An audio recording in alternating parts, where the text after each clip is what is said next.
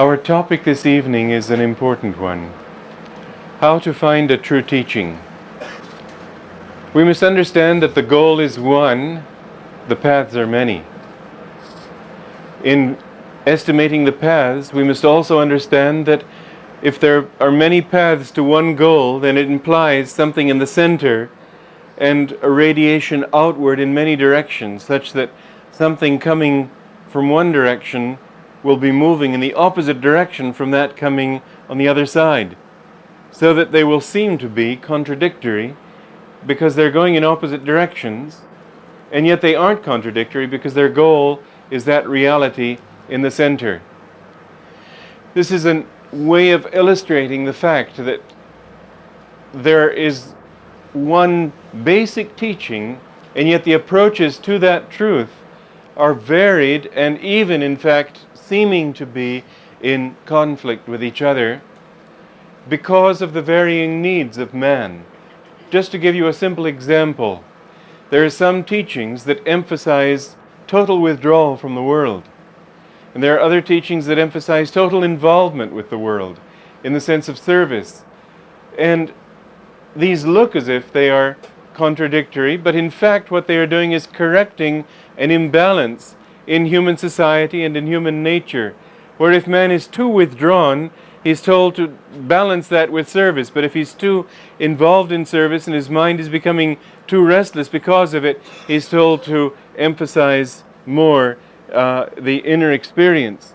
When there is too much emphasis, as there was in the Vedic times in India, on karma kand, as they called it, or the various rituals to propitiate the deities and gain certain spiritual powers and materialistic benefits, Buddha came and said, don't think about what the gods can do for you, think what you can do for yourself. And he didn't even talk about God. He talked about your own self-effort to grow spiritually and to overcome delusion. And these two things seem like contradictions, but they aren't at all. One saint will come along and teach God as an abstraction because people have made God too personal. And then another one will come along and teach God in a personal way because they have followed too far, as they did after the life of Shankaracharya. They impersonalized truth so much that they forgot that God was also love. Shankaracharya taught love. He even had a whole book of prayers and hymns to God in the aspect of the Divine Mother.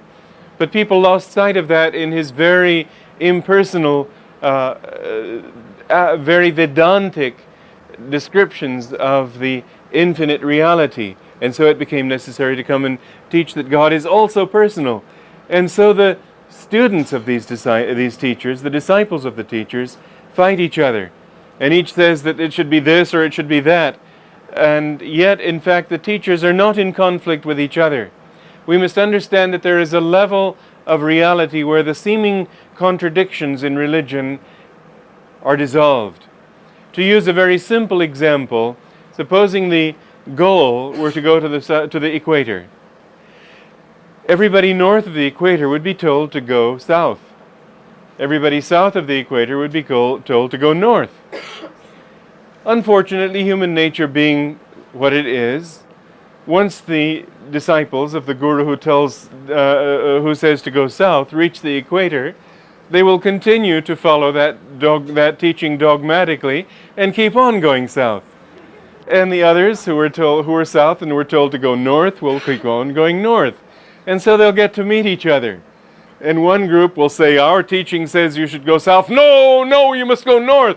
And so they're at each other's throats. But in fact, the teachers were trying to say the same truth, but talking from different angles according to the needs of the time. It's very important that we understand that. The needs of the time are not the only aspect to it. One is that in any given time, there will be a vast number of different needs, different groups of people. I have thought sometimes when I meet fanatics that indeed if they weren't fanatical, they might not even be religious. They are at a stage in their evolution where fanaticism is necessary if they are to grow. Otherwise, they would be slipping and falling back into materialistic ways. And so not to criticize them, because everybody will have to find his truth according to his own needs and his temperament. So different teachings are necessary even at a single time in history, according to the needs of the students, according to the needs of the teacher also.